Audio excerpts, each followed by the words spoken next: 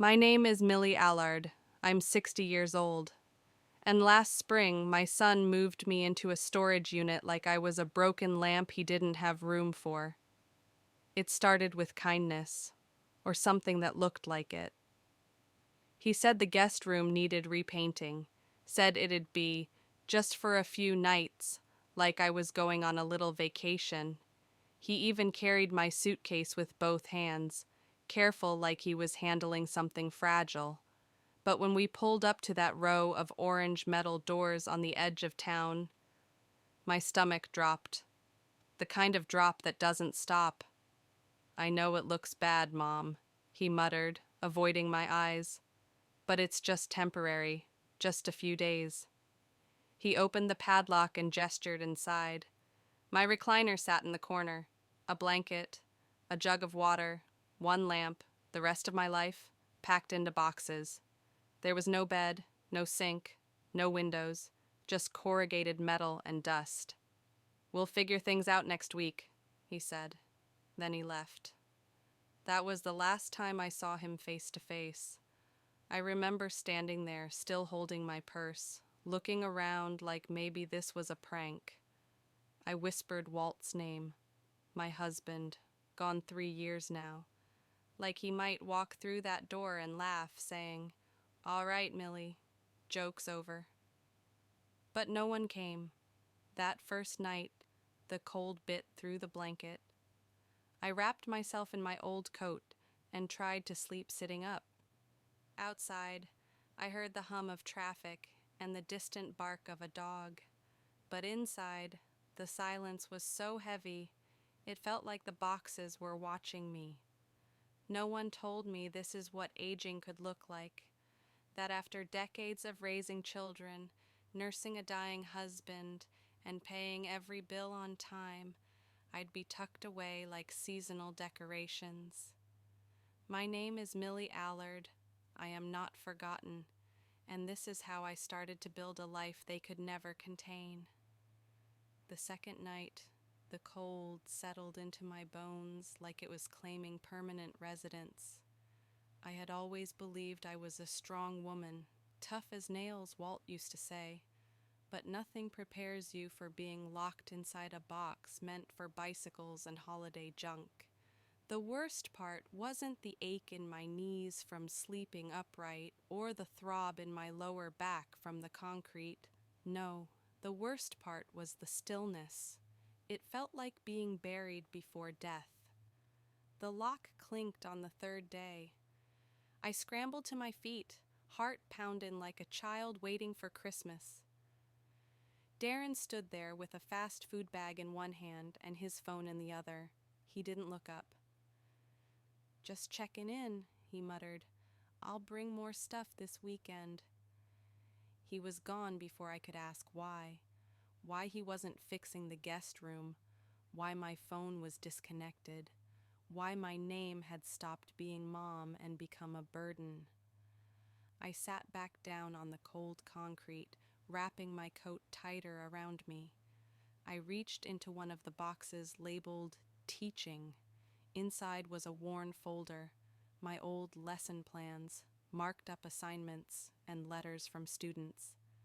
I ran my fingers over them like they were sacred scripture. "You helped me speak in front of class. Ms. Allard, you made me believe I was smart." I held those notes against my chest like armor.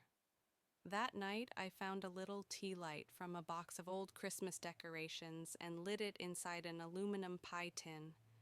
It flickered soft shadows onto the corrugated walls, and in that quiet, I began writing. Not a diary, not a complaint, a declaration. I tore pages from the lesson book and began jotting down words in bold, shaky handwriting. I am still here. My name is Millie Allard. I am not disposable.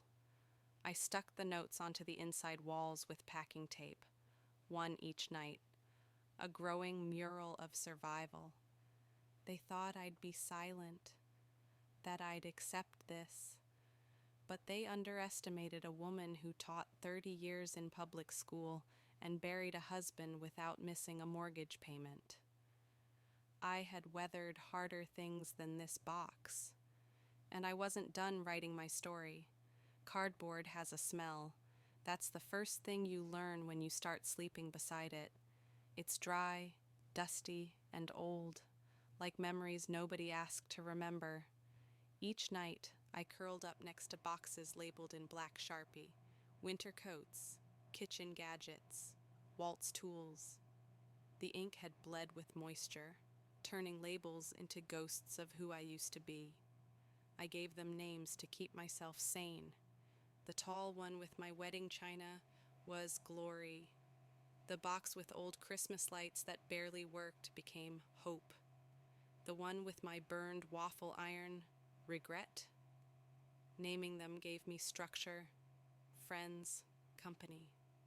Because when you sleep in a 10 by 10 storage unit, your mind either organizes the chaos or lets it swallow you whole.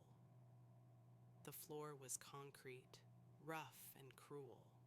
I used every old blanket I could find, stacked cushions into a mattress, laid my late husband's winter coat across my legs. It still smelled like him, Old Spice and pine. It made the nights bearable sometimes. I woke up often, startled by sounds, metal doors rolling up, raccoons scuttling past, my own heart beating too loud. In those hours, I would reach out and press my palm to the box I called Truth. It held our photo albums. It reminded me that once I was a wife, a mother, a teacher, not a tenant in a steel cage. And every morning, I stood up slowly, cracked my joints like old wood, and whispered aloud to the shadows, "You are still here, Millie. You are not done." Then I'd start my routine. Walk 5 laps outside the unit before the facility staff arrived. Brush my teeth with a bottle of water and baking soda. Eat a protein bar I rationed like gold. Then write. I'd write 1 sentence on the walls each day, 1 truth. Some days it was, "I miss sunlight on my kitchen table." Other days, "I'm still angry," but most days, it was simply still breathing. Because cardboard boxes may be fragile, but I was not anymore. It was a Saturday afternoon when I heard Darren's voice again. It was faint at first, carried through the open corridor like an echo I wasn't sure I believed. And then there she was, Katie, my granddaughter. 8 years old, wearing a glittery pink jacket and clutching a donut box like a birthday present. "Daddy said this is your new room," she chirped, peering into the unit. "It's funny." I forced a smile. "It's definitely something." She stepped carefully over a pile of blankets. "Where's your TV?" "Don't have one, sweetie." "Where do you eat dinner?" "Here." She looked around, nose scrunched, that sharp little instinct kids have when something feels off. "Don't you get scared?" I opened my mouth, then closed it. What could I say? That yes, I was terrified every night? That the shadows talked back sometimes? That I sang hymns just to drown out the silence? I just handed her the cookie I'd saved from the week before. She sat next to me on the cold concrete, kicking her heels against a box labeled guest bathroom. She talked about school, her teacher, and how she was learning cursive. 10 minutes. Then Darren reappeared, glanced at his phone, and called her back. "Time to go, kiddo." She hugged me, quick, distracted. Then she was gone. That night the silence felt different, not heavy, hollow, as if she had taken the last breath of light out with her. I stared at the boxes around me and felt it in my chest. I wasn't a grandmother anymore. I wasn't a teacher. I wasn't a wife. I was a leftover, a cataloged burden, inventory. But something in me twitched against that word. I opened the journal where I wrote my letters from the box, pages filled with hope, rage, memories, and tiny bursts of poetry. I flipped to a clean page and began to write not to Darren, not to Katie, not to God, to myself. Dear Millie, they thought you'd go quietly, but you are louder in this box than you ever were at their dinner table. Keep writing, keep breathing. You are not furniture, you are fire. I tucked the page into the lid of a box I had renamed Rebirth, and I smiled, because they may have boxed me up, but I was unfolding from the inside, line by line, letter by letter. It began with a metallic whisper, soft tapping on the roof that turned into a steady drip near the back wall. I thought maybe it would stop. Maybe it was just a passing drizzle, but by midnight, the corner of my life was soaked. The leak came through a rusted seam in the ceiling, right above the box labeled Walt's Letters. I scrambled to push it away, using a folded tarp I'd found weeks earlier to shield the boxes. But the damage was done. I opened the lid and saw the envelopes, smeared ink, softened edges, one or two pages already curling from the water. These were the love letters he had written to me when he was deployed. I knew them by heart, but seeing them melt, watching memories literally dissolve in front of me, was a grief I hadn't prepared for. I didn't cry. Not that time. Something inside me stiffened instead, as if the water wasn't breaking me down but waking something up. I spent the next hour moving boxes, stacking crates, trying to elevate anything precious off the floor. I found an old baking sheet and placed it beneath the drip, watching the water collect one plink at a time. Then I sat beside it, cold, soaked, furious. Is this the plan, Darren? I said aloud. Let the rain finish what you started. My voice bounced off the steel walls. It felt good to hear it. It felt like I still existed. I reached for my journal and wrote, "The world is leaking on me, and I am still dry where it counts. My heart, my mind, my will." I flipped the page and wrote again, "You can't box up a soul, not mine." By morning, I had written 10 pages. I wrote until my fingers cramped and my knees ached from the cold. Then I folded one page and slid it under the unit door. Let the wind carry it. Let someone find it. Let someone know I was still here. Later that day, a maintenance worker passed by and glanced into the unit. His eyes lingered on the wet spots, on the tarp, on me sitting upright with my tea light flickering like a holy flame. He didn't say anything, but the next morning I found a new roll of plastic tarp sitting at my door. No note, just the gesture. Sometimes kindness doesn't come from the people you raised. Sometimes it comes from strangers who see you. It happened on a Wednesday. The heat inside the unit had become unbearable. Even with the door cracked an inch, it felt like I was breathing through a wet sponge. The concrete radiated heat upward like a stovetop, and the air inside smelled like hot dust and metal. I needed out, not for long, just to stretch, to feel human again. So I stepped beyond the yellow line painted on the pavement, just 10 feet into the shaded grass behind the storage facility.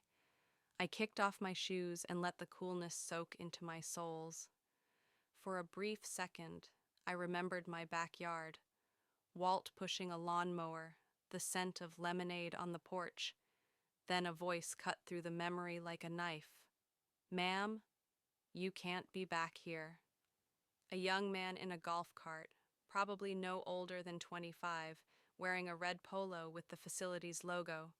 His eyes were hard but uncertain. "This area's for tenants only," he said. I raised both arms slowly, like I was a fugitive caught mid-escape. "I am a tenant. Unit 117. Rent paid through the 15th. He blinked. I saw it. Confusion, embarrassment, maybe even shame. But rules are rules. Still, we can't have people lingering back here. It's a liability. I nodded, then turned and walked back across the pavement. back to my metal cage. When I sat down, I didn't cry. I laughed, a dry, broken laugh that felt like it belonged to someone else. That night, I wrote in the journal, "They say it's trespassing. I say it's remembering I am not a box. I am breath. I am body. I am still a woman who likes the feel of grass beneath her toes." I taped that page to the inside of the door, right at eye level. Then I wrote another and folded it small. The next morning, I left it under the corner of the unit next door. An anonymous whisper to another soul trapped in a box. Maybe someone would read it. Maybe they'd write back. Maybe we weren't all alone. Later that week, I found a reply, folded into a paper cup left at my door. It read, 117, I see you. I believe you. You matter. And suddenly, I wasn't just surviving. I was connecting. And that, more than shelter, more than food, was the first real step back to being free. She was thin, older than me maybe. Her hair was short and silver, chopped unevenly like she'd done it herself with dull scissors. I first saw her stepping out of Unit 119 in flip-flops and a flannel shirt, carrying a cat litter bucket filled with instant noodles and canned peaches. We didn't speak that first time. She glanced at me. I nodded. That was it. But over the next few days, we began to orbit each other. I learned her name from a note she left under my door. Millie, name's Sandra. You're not the only one they boxed. She didn't say who they were. She didn't have to. Her face said everything. She had the same haunted look I'd seen in my own eyes, weeks of swallowing anger, of pretending to be grateful for scraps. One day, she brought me a warm coffee from the gas station 2 blocks away, left it on the edge of my unit like a sacred offering. I drank it slowly, like it might vanish if I moved too fast. You taught? She asked the next evening, pointing to my stack of notebooks. I nodded. 30 years. English. She grinned. I was a nurse, 25 in hospice. We sat on folding chairs outside her unit, the sky dimming to bruised purple above us. We didn't talk about our sons, or our empty bank accounts, or the betrayal. We talked about books, about the weather, about the kind of flowers that bloom in Florida soil. It was the most human I'd felt in months. Sandra had a scar that ran from her collarbone to her left shoulder. She caught me looking at it once and said, "That one's from cancer. The other scars? They're invisible. Those are the ones that nearly killed me." I understood. Too well. That night, I moved my folding chair outside the unit and watched the stars alone. I whispered to them, "She survived. I will too." In my notebook I wrote, "When you're boxed up, the greatest gift is someone who knows what cardboard feels like." Sandra became my lifeline, a witness, a mirror. She reminded me that this wasn't the end of my story. It was just the middle. And middles, I knew as a teacher, were where the plot thickens, where strength gets tested, and true heroes emerge. It started with an accident. I spilled a jar of peanut butter across the floor and let out a curse loud enough to echo. Sandra was passing by and poked her head in. "You good?" "If you consider peanut butter soup good," I said, smearing it with a paper towel. She stepped in, looked around, and said, "You need shelves." That afternoon, we scavenged. She brought over 2 empty paint cans from a dumpster behind the nearby hardware store. I stacked them, balanced a board across, and just like that, we had a countertop. Then came more upgrades. We pooled supplies, my electric kettle, her plastic cutlery, a roll of paper towels we treated like silk. Sandra had a crate full of instant oats, hot sauce packets, and tea bags. I contributed canned beans, salt, and 2 ancient ceramic mugs I had once used for cocoa with Katie. We're pioneers, she said, laughing. We even made a meal plan: Monday beans, Tuesday oats, Wednesday spaghetti, which was just boiled ramen with ketchup and hot sauce. It didn't matter. It felt like a feast. We set up a folding tray between our units and called it the bistro. One evening we sat there under battery-powered fairy lights Sandra had found at a thrift store, sipping weak chamomile tea like it was champagne. "This is ridiculous," I said. "This is resilience," she corrected me.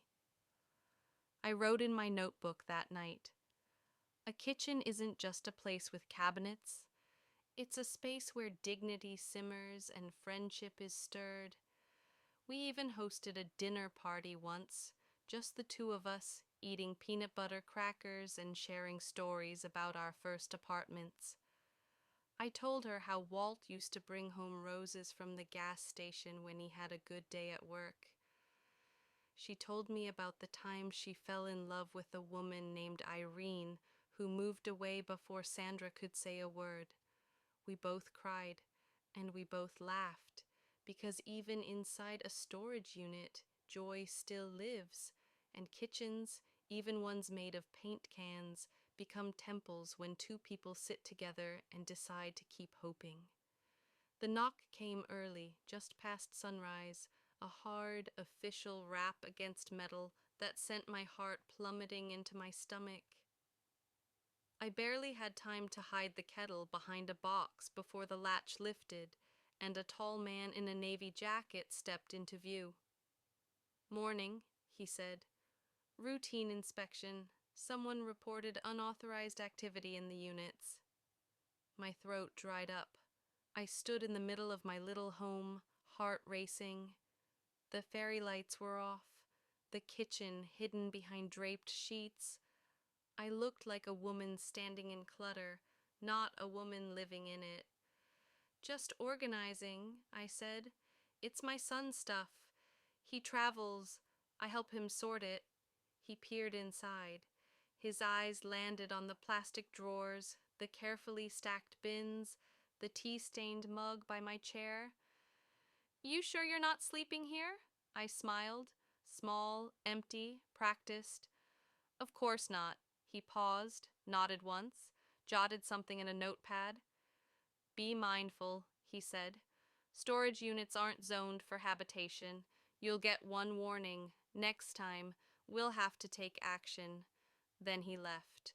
The second he rounded the corner, I dropped to my knees. I didn't cry. I shook. All over. My entire body buzzing like I'd been caught in a lie I hadn't chosen. Sandra came over an hour later and found me refolding towels. "What happened?" "We're on borrowed time," I whispered. We sat in silence for a while. Then she handed me a roll of duct tape. "Let's reinforce everything. If we go down, it won't be for being sloppy." That night I wrote, "Sometimes surviving means lying, not out of shame, but out of necessity. I have never stolen. I have never hurt a soul. I've simply refused to disappear." We blacked out the fairy lights, kept our conversations quiet, moved the kitchen back into our unit. We became shadows in our own space, and yet I felt more visible than ever, because the system saw me now, not as a mother or a teacher, but as a problem. But I wasn't going to vanish. Not now. Not after everything I'd built with nothing but scraps, courage, and a friend who kept showing up. It was Sandra's idea. I had been organizing my old notebooks, flipping through lesson plans and marked up essays, when she peeked over and said, "You ever miss it?" I didn't answer right away. The truth was, I missed it so badly it ached. "You should teach again," she said. "To who?" "The spiders?" "To me," she smiled. "I never got to finish high school. Life got in the way." So we set up the folding tray again. I stacked a few crates, taped an old worksheet to the lid of a box labeled books, and stood behind it like it was a chalkboard. I picked a story, Maya Angelou's Still I Rise, my favorite, the one I used to assign every April just before spring break. Sandra listened, arms crossed, eyes bright. I read aloud, then asked questions. What do you think she means when she says, bringing the gifts that my ancestors gave? Sandra chewed on it, that she didn't come from nowhere, that even her pain had roots. I clapped. Exactly. We spent an hour like that, then another. I taught metaphor, simile, personification. She soaked it in like sunlight. After she said, "No one's ever made me feel smart before," and I felt something bloom in my chest, not pride, not ego, purpose. That night I wrote, "Today I taught again, not because someone asked me to, but because I still have something to give." The next day, Sandra brought a neighbor, Unit 123, a quiet man named Leon who used to repair motorcycles and had the kindest eyes. Then came Tasha from Unit 104, a former waitress with stories that could fill books. Our storage alley became a secret school. I taught every Saturday. Literature, poetry, life. We called it Millie's University. One student brought a plastic stool. Another passed around peppermints. We read Baldwin, Dickinson, Langston Hughes. Sometimes we just talked about grief and how to breathe through it. In a place where people were meant to be forgotten, we were remembering ourselves. I wasn't just surviving anymore. I was rebuilding something far greater than a home. I was rebuilding worth. It happened on a sweltering Thursday afternoon. I had just finished a class. Yes, we were calling them that now. And Sandra handed out paper cups of lemonade like we were hosting a picnic. Leon was laughing at one of Tasha's stories when we heard it. Sirens. 3 cop cars pulled into the lot like we were fugitives. Uniformed officers stepped out with hands on hips and eyes sharp. "We received a report of vagrants occupying private property," one of them said. Vagrants. That word hit like a slap. We tried to explain that we weren't causing trouble, that we cleaned up after ourselves, that we paid our unit fees on time, but none of that mattered. They told us to pack up, clear out, vacate the premises by Sunday or face legal action. Sandra started crying.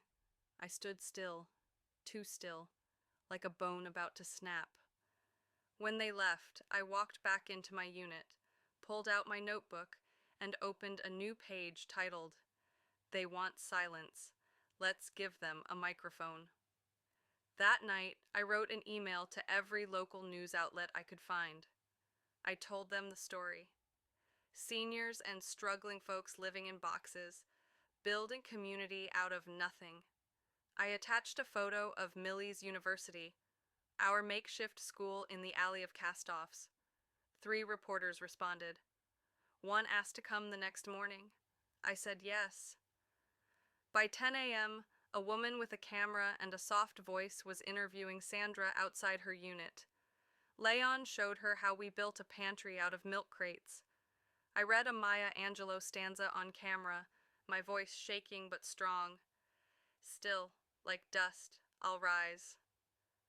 By sundown, our story was online. By the next day, it went viral. People started coming. Strangers left bags of groceries at the gate. One woman donated an old but working portable fan. Another brought books. A teacher sent a handwritten letter saying I reminded her why she went into education in the first place. And just like that, we weren't invisible anymore. We were undeniable. And for the first time since Darren left me with nothing but a jug of water and a folded blanket, I felt powerful. Not because I fought back, but because I was seen. The call came 2 days after the news story aired. My phone, yes, someone had donated a prepaid cell, buzzed against a can of soup I was using as a paperweight. I glanced down and saw the name I hadn't spoken aloud in weeks. Darren. For a moment my hand trembled. I stared at the screen, heart pounding. His name looked so normal, so familiar, but it felt like it belonged to someone I used to know in another lifetime. I didn't answer. I let it ring and ring and ring. Then I let it stop. I knew what he wanted. The news story embarrassed him. The comments were ruthless. People wanted to know how a grown man could leave his elderly mother to sleep in a storage unit. I didn't need an apology, especially not one born from shame, not love. That night I wrote, "When a child forgets the hands that once buttoned their coat, they are not lost. They are choosing to be. And when a mother no longer flinches at that forgetting, she is finally free." Sandra asked if I wanted to call him back. "No," I said. "He can write me a letter, like the ones Walt used to send. Something that takes time. Something that doesn't come with a ringtone and vanish in a breath." We spent that day decorating the alley for graduation. Leon had passed his GED practice test, and Tasha wrote her first short story. I made certificates from construction paper and signed them with my old teacher's flourish. We laughed under string lights. A local bakery dropped off muffins. A woman I'd never met before handed me a handwritten thank you note that read, "I thought I was done dreaming. You made me start again." I tucked that note in my journal, right next to my lesson plans. When the phone buzzed again that night, Darren once more, I turned it off, this time without hesitation, because I wasn't a mother waiting to be reclaimed. I was a woman, rediscovered. And my name was no longer an obligation on someone's contact list. It was a banner in a community that was blooming out of metal and sweat and willpower. It was a name that mattered. It was mine. He wore khakis, a tucked-in button-down, and one of those forced smiles you only see on people who think they're helping. The clipboard in his hand was thick with papers, tabs sticking out like warning flags. "Ms. Allard?" he asked. "Mind if I step inside?" I was sweeping the front of the unit, dust curling around my shoes. I didn't answer immediately. I knew who he was. We all did. He was from the zoning office, or maybe the health department, one of the many offices that show up after the world finally starts to pay attention. Sandra came over, arms crossed. "You need something?" she asked. He kept the smile. "We're conducting a review of occupancy irregularities at this location. Following recent media attention, the city is assessing compliance." Translation, we were making noise, and they didn't like it. He glanced inside the unit, took notes, asked how long I'd been there, where my legal residence was, if I had any relocation plans. "This isn't sustainable," he said, softer now. "You're not safe here." I looked him in the eye. "You think I was safer before? Being invisible, forgotten? I'm not asking for pity. I'm asking for respect." He didn't argue. He just nodded, then added another note to his clipboard. Later that night, I sat with Sandra and Leon under the string lights. We passed around a shared peanut butter sandwich and talked about what compliance really meant. "They're gonna try to shut us down," Sandra said. "I can feel it." I nodded.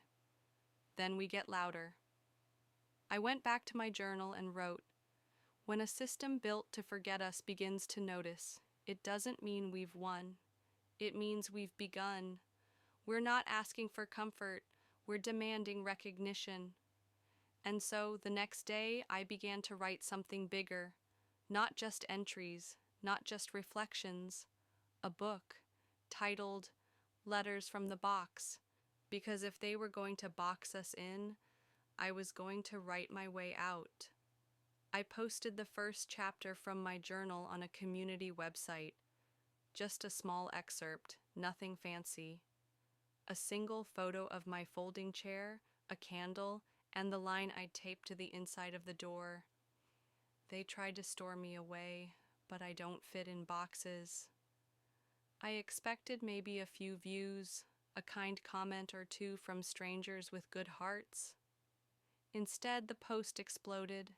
By the next morning, it had thousands of shares. People commented things like, "You're the voice my grandma never had," and "This made me call my mom today." Someone even turned a quote from my story into a graphic, my name in bold letters over an image of corrugated steel and a blooming sunflower. It read, "Not forgotten, not broken, just underestimated." A journalist from a national outlet reached out, then a literary agent, then a teacher who wanted to share my writings with her students during National Poetry Month. Sandra printed out the article and taped it to the side of her unit like a badge of honor. "We got famous," she grinned. "I got loud," I corrected. Because this wasn't about likes or retweets. This was about visibility. And visibility changes everything. People began dropping by the lot just to say hello. Some brought blankets, some brought books. One woman, a widow in her 80s, handed me a letter and whispered, "I thought I was alone." She wasn't. None of us were. I held reading circles on Saturdays. Millie's University now had folding chairs for 6. I read Baldwin, Angelo, and pages from my own life. People cried, people laughed, and people listened. That was the part that broke me open in the best way. They listened, not because I was loud, but because I was true. That night, I sat in my unit, still hot, still cramped, and wrote, "This box may be made of steel, but inside it grows wildflowers, the kind that crack pavement, the kind that refuse to be weeded out." I didn't know what would happen next, but I knew this. I was no longer a secret. I was Millie Allard, 60, storied and seen. It came in a plain white envelope, no return address, but the handwriting was unmistakable. Slanted, rushed, like it always had been since middle school. I held it in my lap for almost an hour before opening it. The others sat nearby, respectfully silent, like I was handling something radioactive. Inside was a single page. No apology. Not really. "Mom, I don't know what you want from me. I thought I was helping. I didn't know it would get this bad. Everyone's mad at me now. I lost clients. I can't go online without seeing your name. You could have called. Darren." I stared at the page. Not one word about the padlock. Not one mention of the nights I'd gone hungry. Just a lament that the internet was being mean to him. Sandra read it over my shoulder and muttered, "Textbook deflection." Leon said, "You don't owe him a reply." I nodded, folded it, slid it back into the envelope, and tucked it behind a loose panel in my wall, not out of sentimentality, just acknowledgement, like an old scar. You don't need to stare at it every day, but you don't pretend it never happened. That night, I wrote, "Sometimes what you need is not closure, it's clarity." And I had it now. Clarity that I hadn't failed as a mother. Clarity that Darren's choices were his, not a reflection of my worth. Clarity that I had found a family again, just not the one I was born into. That evening, Sandra surprised me with a small celebration. A woman named Mavis, from Unit 202, had gotten her nursing license reinstated. We ate peanut brittle and drank warm soda under the stars. Someone played an old song on a Bluetooth speaker, and we danced, clumsy and laughing, full of something better than bitterness. Freedom, not from hardship, but from needing permission to be proud of ourselves. I looked around at our little circle, our patchwork of misfits, survivors, and dreamers. I'm rich, I whispered to myself. And I meant it, because wealth isn't always measured in dollars. Sometimes it's measured in dignity. It was a Thursday morning. I was peeling the label off an old soup can, thinking about turning it into a pencil holder, when my phone buzzed. Unknown number. Normally, I'd ignore it, but something made me press accept. Hello, is this Ms. Allard? Speaking. This is Camille Briggs from Hearthlight Publishing. We've been following your story and your writing. We're interested in working with you. I froze, actually stopped breathing for a full 5 seconds. I'm sorry, what kind of working with me? A memoir, Millie. Your life, your voice. We think it needs to be in print. I nearly dropped the phone. She went on to explain. They'd read Letters from the Box, loved the viral posts, and believed there was a hunger for stories like mine. Stories of resilience, age, loss, and rebirth. People want truth, she said, and you, Ms. Allard, write it with fire. After we hung up, I just sat there. Sandra walked up, noticed the look on my face, and knelt beside me. You look like you've seen a ghost. No, I whispered. I think I just saw a future. That night, we celebrated with what we called unit pasta, a single pot of instant noodles dressed up with canned peas and a sprinkle of crushed pretzels. We toasted with old mugs and whispered to the stars. To Millie the author, Leon said, lifting his cup. To every woman who got boxed up and still found a way to bloom, Sandra added. I wrote in my journal, opportunity doesn't always knock on polished wood. Sometimes it finds you behind a metal door, under a string of dollar store lights, still writing your truth with shaking hands. I began writing the full manuscript the next morning. I borrowed a real desk from a neighbor, rearranged my boxes to give me space, and started from the beginning, not the day I moved into the unit, but the day Walt passed. Because that was the first time I felt the world shrink beneath me. Now, with every sentence I wrote, it began to expand again.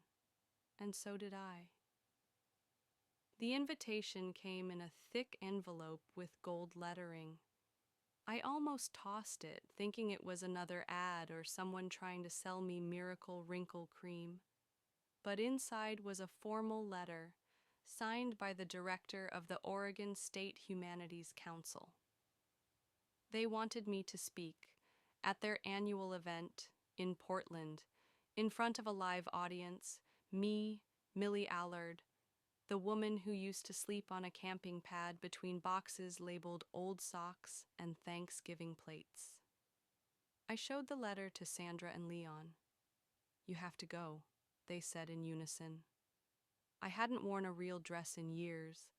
A local boutique owner who'd read my story offered to help. She fitted me in a navy blue wrap dress and even gave me a pair of low-heeled shoes that didn't pinch. I looked in the mirror and barely recognized myself, but in the best way. The night of the event, I was shaking backstage, but when they called my name, I took a deep breath and walked onto the stage. The lights were blinding. The room was full. Good evening, I began, my voice small but steady. My name is Millie Allard. I lived in a storage unit for nearly 7 months, not because I was lazy, not because I gave up, but because life sometimes folds you into corners when no one's looking. I talked about Walt, about Darren, about Katie's glitter jacket. I talked about tea lights and cardboard boxes, about writing by lamp glow, and how I found a new family in a place designed to be temporary. I ended with a quote from my journal. They tried to file me away like clutter, but I was never clutter. I was a story. And stories, well, they demand to be told. There was silence, then applause. Then people stood. I walked off stage holding back tears. Camille from the publishing house hugged me. You just gave 1,000 people permission to feel again, she whispered. Back in my unit that night, I hung my lanyard from the speech around the neck of my old rocking chair. My throne, I joked to Sandra. But the truth? It wasn't about being queen of anything. It was about being whole. And I was. He arrived on a bright Monday afternoon, not with a motorcade or press crew, but in a modest car and with a notebook in hand. Mayor Jenkins, mid-40s, polite, slightly sunburned, stood at the edge of our little alley of misfits and looked around like he didn't quite believe what he was seeing. "Is this the place?" he asked. "This is home," I replied. He introduced himself, shook hands with everyone, and accepted a cup of lemonade from Sandra like any neighbor would. He walked with me past my makeshift library, my desk, the little chalkboard we hung up for Millie's university. "It's remarkable," he said. "You've built a community out of nothing." I corrected him gently. "We built it out of being thrown away." He nodded quietly, then he surprised me. "We've secured a grant," he said. "Unused city land. We want to turn it into a small village. Tiny homes, shared kitchens, clinics. A place for people like you. But not just to live. To lead," I blinked. "You want me to help build it?" "I want you to run it." For a second I thought he was joking, but he looked serious, hopeful, like someone who just found the one person who could pull off a miracle. "You've already done the hardest part," he said. "You made people believe." I didn't say yes right away. I asked for the night. That evening, I walked the lot slowly, touching each door, nodding to each friend. I watched Leon rebuild a bike for a neighbor's son. I listened to Sandra read her poem aloud to Tasha, her voice shaking. I saw the future, right here, already happening, but I also saw what more it could be. That night I wrote, maybe being boxed in wasn't a punishment. Maybe it was preparation for something bigger, something lasting, something loud. The next morning, I met the mayor for coffee. "I'm in," I said, because I had more than a second chance. I had a mission. 3 months later, I stood on a patch of gravel and wild grass, holding a gold-painted shovel. The cameras clicked, the mayor gave his speech, and the ribbon fluttered in the breeze like a little red victory flag. But all I could think about was the day I was moved into a storage unit, like unwanted luggage. Now, we were building something. We called it the Haven. 15 tiny homes to start, a shared garden, a workshop, a community kitchen with a chalkboard wall labeled tonight's menu. Not shelters, homes, designed with dignity in mind. No cots, no clipboards, no one asking you how you ended up here. I walked the site with blueprints in one hand and coffee in the other. Volunteers showed up from across the state, former students, retired builders, teenagers on summer break. They came because they believed in what we were doing, in what I was doing. Sandra was named program director. Leon ran the workshop. Tasha was in charge of education. We called her Professor T now. And me, I was the founder. And I still cleaned the garden beds myself. Because no matter how big the dream, I never wanted to forget the feel of dirt under my nails. That was the difference between us and the people who used to write reports about us. We remembered. One afternoon, a young woman came by with her 2 sons. She looked tired, eyes wary. "I heard this place might help," she said. I took her hand. "It already is."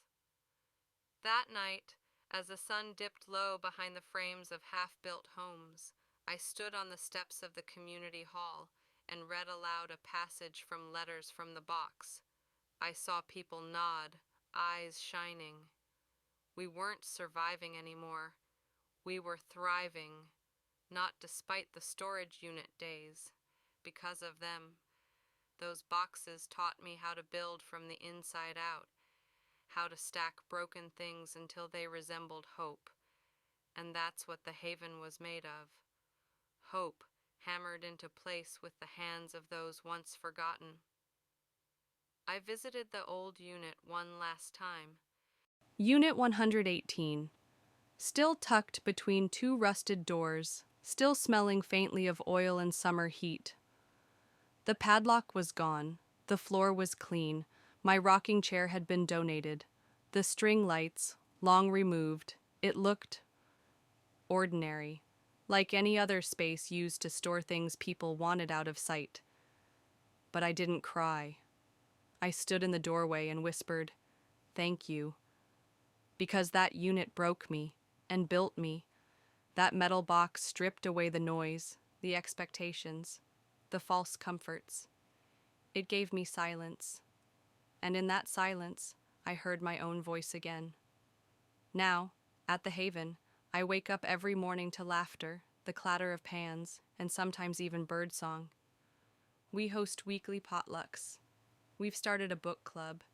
Children play between units while their parents take GED classes or plant tomatoes. We are not a shelter. We are not a case number. We are a neighborhood. My memoir hit the shelves last week. Letters from the Box sits in libraries now, tucked beside authors I once taught about. I even signed a few copies for young girls who said they wanted to be just like me. Imagine that. Not because I lived in a box, but because I climbed out and built something better. The mayor offered to rename the alley where the storage unit stood. I told him no. Instead, we put up a sign, hand-painted by Sandra, with just one phrase, "This is where she began." And I did, not as a castaway, not as a forgotten old woman, but as Millie Allard, founder, author, neighbor, and a force of nature. So if you ever drive past a row of orange metal doors and wonder what's behind them, know this. It might be more than furniture. It might be more than dust. It might be someone waiting to begin again. All they need is a light, a little space, and someone who believes they're not done yet, just like I wasn't and never will be.